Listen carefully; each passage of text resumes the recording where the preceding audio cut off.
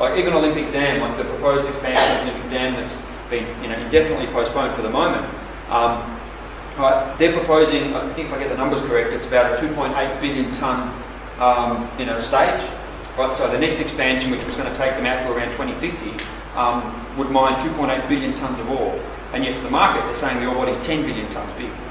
So what would already be the world's biggest open cut, one of the biggest mines in Australian history, is still only a third of the ore body, maybe a quarter. And we know they're still drilling and they still haven't closed it off at depth, so it could keep going down. And we know there's other parts of the ore body that have got rare earths in it that don't have copper and uranium and gold in it. So we know there's probably an even bigger part of the overall geology there that could mean the ore body might even be 15 or 20 billion tonnes or more, sort of thing, if sort of guessing and speculating on some of the numbers. So I think one of the things that when you're looking at these things, therefore the standards and the issues become much, much more critical. Myself and a dear friend and colleague in South Australia ran the argument during the EIS process for the expansion of Olympic Dam that they should be digging up the tailings when they finish and putting it in the former mine. And therefore, and we didn't even say complete backfill, we just said they should put the tailings back in. So even the waste rock, we didn't say they should dig up and put it back in the pit. Right, so, but of course that got corrupted to say, but it's impractical to put tailings in the pit during mining, which is not what we said. Not even close to what we said, not even close to what we meant. But the basic logic was that instead of having, potentially 3 billion tonnes or so of tailings, there's already 150 or 200 billion tonnes of tailings at the surface of Olympic Dam. So instead of having 3 billion tonnes of radioactive waste sitting in an above ground environment, it's dry, hyper-arid type environment, we should be putting it back in the pit, isolating physically, right? And sure, there's issues about whether you should completely backfill the pit or not, that's another debate, but at least then we can guarantee physical stability. Radiological stability of the surrounding ecosystem would be, those long-term risks would be substantially reduced compared to leaving it above ground. Right? And so I think that's certainly some of the issues here. One of the reasons why a mining company always say they don't want to backfill a pit is because they may reopen it again. Yeah. And people often say, why do you say that? I said, well, how many mines do you want me to start listing that have done that?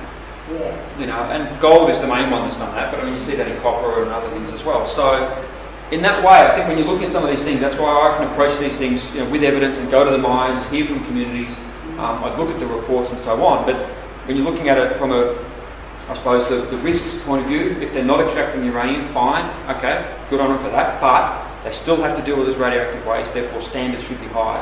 And there's types of conditions that's attached to that mean that really, once they finish, they should dig the tailings up, put it into the pit, probably backfill the pit. And for a project like this, it's actually really simple. Right, with a project like Olympic Dam, we've got billions of tonnes of tailings and then several billions of tonnes of waste rock. Right? And that's only a quarter of the project, right, potentially. Right, the expectation to say to a company and to a government to say, well, that should be a reasonable proposition. It's not an unreasonable ask at all from a community point of view in terms of guaranteeing issues around physical stability of the waste and so on. So I think that's the way we tried to approach it. We kind of got close. They said that they should think about using a 1,000-year standard for Olympic Dam and demonstrating that leaving the tailings above ground will be safe for 1,000 years, which is a hell of a long way from digging up the tailings, putting it back in the pit and therefore demonstrating a criteria of 10,000 years. But that's the process. You put these arguments out there and sometimes you win and a lot of the time you lose, but you try. Anyway, so...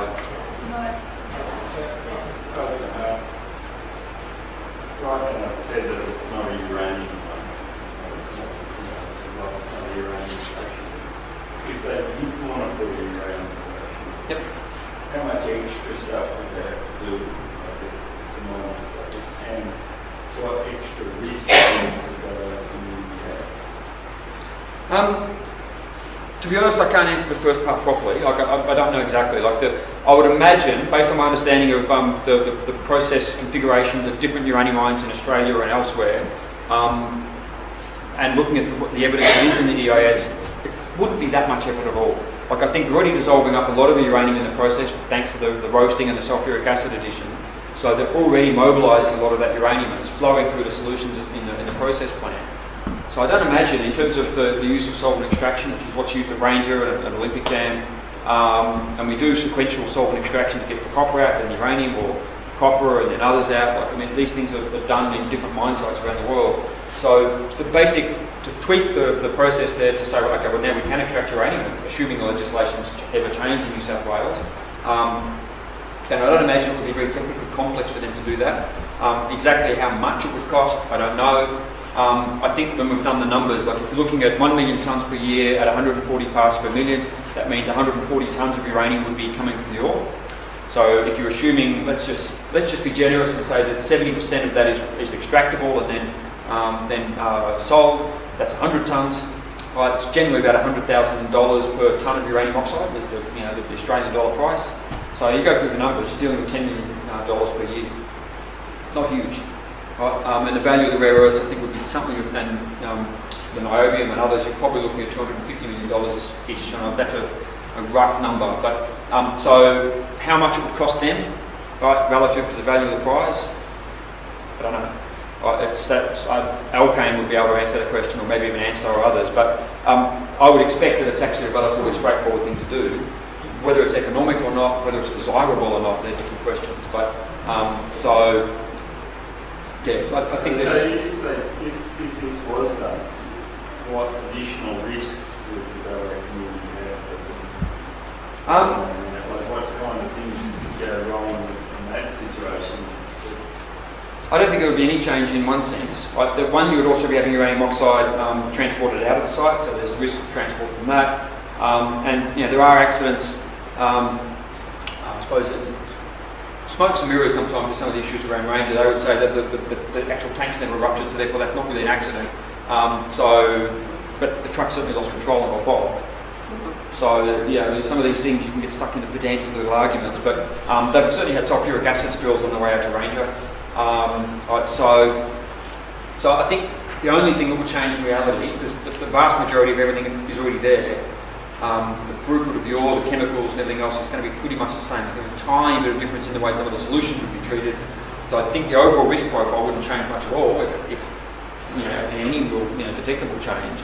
The big change would be the fact that uranium oxide is going out and either helping China build nuclear weapons, because they're using that uranium for their nuclear power and then their own uranium for their weapons.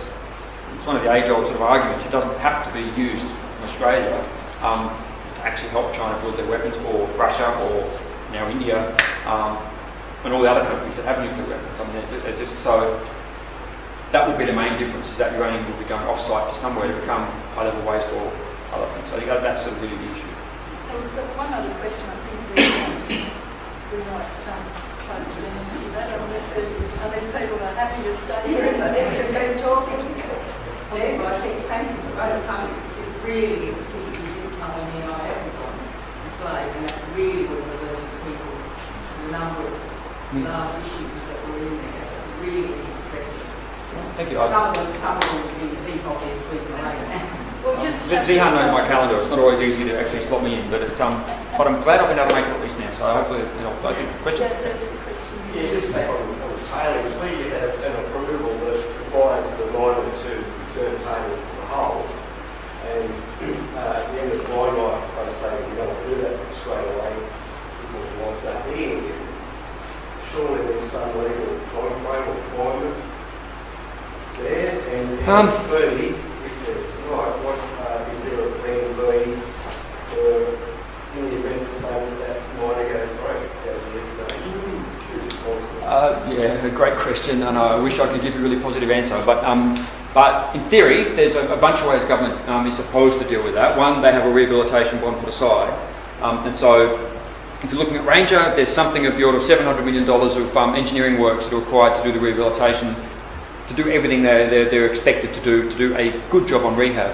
Now, in theory, when you look at some of the different numbers there, like it's actually whether it's going to be that much or even more, it's debatable. But some of that's put aside as cash, some of that's first call, their first creditor on selling the trucks, for example.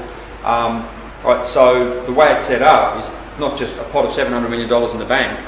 Right, it's actually a lot of complex financial securities that I wouldn't understand. I'd have to go to my dad, the accountant, to even pretend to understand it. But if the company went bankrupt,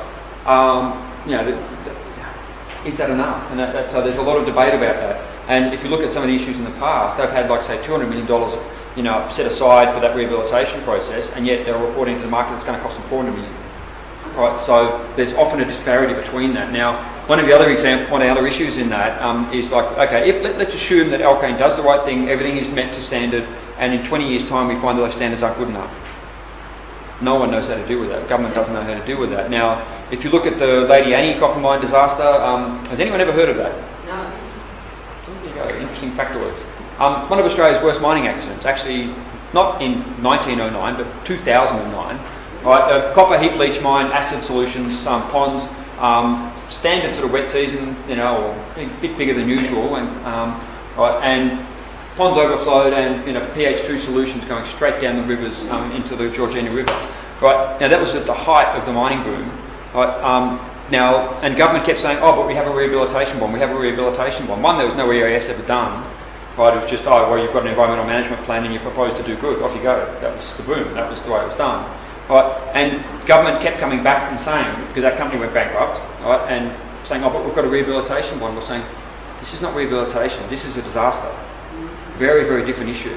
Right, and so they couldn't touch any of that money. Now, unfortunately, the pastoral station that was on, it was very heavily impacted. They had 6-foot star thickets that basically got completely dissolved.